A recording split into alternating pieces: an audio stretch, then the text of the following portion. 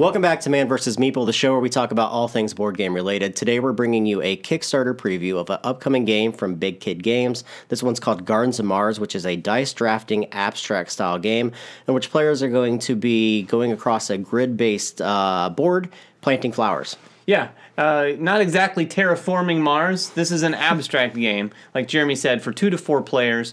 You're planting flowers around Mars and trying to collect sort of groups to score your points, and as well as some objectives that are on the board. So let me talk to you guys about the components. There are a number of flowers in the game, 6 different types. Each player at the start of the game will get an X number of these flowers drawn from a bag randomly. Some of them will remain in the bag unknown to the other players.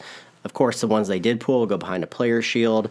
The board itself is made up of hexagons, which players will be moving in straight lines and planting flowers. There will be 4 random rocks placed on the board in any location. Those will impede movement for the players. There'll be 3 public missions that anybody can complete through the course of the game. Each player will also have a secret mission that they complete on their turn. These secret missions will give them victory points and allow them to get a new secret mission. Each player will also have a character card which have powers on them. There's 2 sets of powers in which people can enact through the course of the game by using cubes. There's 5 cubes, so there's a limited number of those actions that you can take. And then there's dice. The whole game revolves around the dice. Yeah, the whole game revolves around the dice. At the beginning of the game, everyone's going to randomly place their character on Mars. There's no flowers on the board. And you can place all by yourself. You can place next to another player. Yep. But then on the first turn, first player is going to take the number of dice equal to the number of empty hexes around them. This is going to be repeated throughout the game. Right. So each round, if you will, is going to have a different number of dice rolled. So it's kind of very variable in that respect. Yeah, it's unique in the way that works. So if I'm the first player and 2 people are around me, that means I'm going to roll 4 dice because there'll be 4 empty hexes. I'll roll those 4 dice, I'll pick one of them, move my guy, and then we'll keep going around the table until all the dice are used.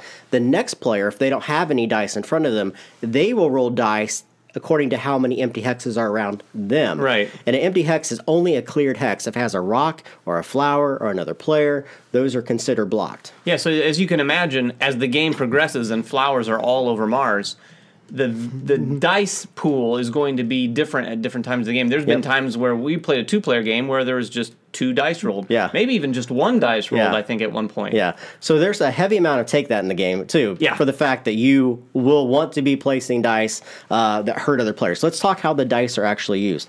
When you draft a die, you can draft any of the available die that have been rolled. You're going to have to move those number of spaces in a straight line. So if I draw the number 5, that means I have to make 5 legal moves. If I am blocked by another player, I can't use the 5. If I'm blocked by a rock, I can't use the 5. If I'm blocked by the barrier of the game board, I can't use the 5. You have to legally move the entire movement of the dice. Yeah, so what this means is you really need to be careful about getting yourself into a corner. Yep. There may be a really juicy move that you want to make and score some points, but it might put you in a position where you need very specific dice numbers on your next turn, or else you're out of luck. When you land on the location that you're capable of landing on, you have to plant a flower directly below you. The flower that you plant is completely up to you. You can plant it anyone that's behind your hidden player shield. And what happens here is when you plant the flower, you get victory points. Right, you get a victory point. If you plant 1 flower of 1 color, you're going to get 1 victory point. But when you plant that, if it's connected to a bunch of flowers of the similar or the same color, you're going to score all of those points for all continuously connected flowers of that color. And that's how those public missions and secret missions come into play. A lot of these are by grouped colors, so you want to have particular colors together. Some of them are by lines that you see on the board, which will give you victory points. And there are some abilities in the game that will allow you to plant beside you if you have the right characters. You always typically have to plant directly below you. You generally have to plant below you, and this brings up one question is, if you move legally but end on a flower, which is a legal move, the flowers don't impede your movement, what happens there is you can't plant a flower, and you lose one victory point immediately. Now, like Jeremy said, in fact, my character, I can spend 2 of my cubes to plant on adjacent hexes, so I would be able to avoid that penalty. Yeah, so a big portion of the game is getting other players to not only be able to not move, but not be able to plant, because if you can't move, you lose a victory point. If you can't plant, you lose a victory point. There's one other action you can take besides these special abilities on the bottom of your thing. You can return one of your 5 cubes to the pool and be able to take from the incubator in the center. Right. And that's exchanging one of yours for one of the ones in here. And that's important when you run out of particular types of flowers from what you drafted at the start, to be able to plant those and get victory points from the public or the secret missions. Yeah, because there's going to be, most definitely going to be at least 1 or 2 large sections of a single color flower, because everyone likes to add on to that because you're just scoring bigger and bigger points.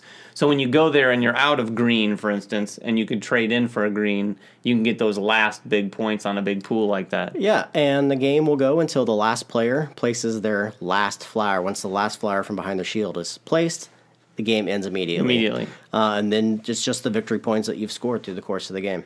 Yeah, it's a really, really simple, abstract, but one that has a lot of interesting, like you said, take that thinking going on, because your turns become just as much what you want to do as it is what you don't want the next player to do. Yeah, there's a surprising amount of depth in this game, and not only the dice that you draft, but getting yourself in the right position for whatever die may be available to you on the next turn, because a lot of the times as the game starts to wind down, you don't know what's going to be rolled because there's less dice that's going to come out to the board. Yeah. So you need to make sure you're in a position where a 1 could be a movement for you, or a 3 could be a movement for you, or a 5 could be a movement for you, instead of limiting yourself to just a couple sets of the numbers on the die. And the game can feel very different at different times. Like we said earlier, you might roll 2 dice. That round is going to be a very different feeling round than if you roll 5 or maybe even all 6 dice. Because when you roll all 6 die, especially in a 2-player game, you're looking at those 6 die and you're not just thinking, what am I going to do now?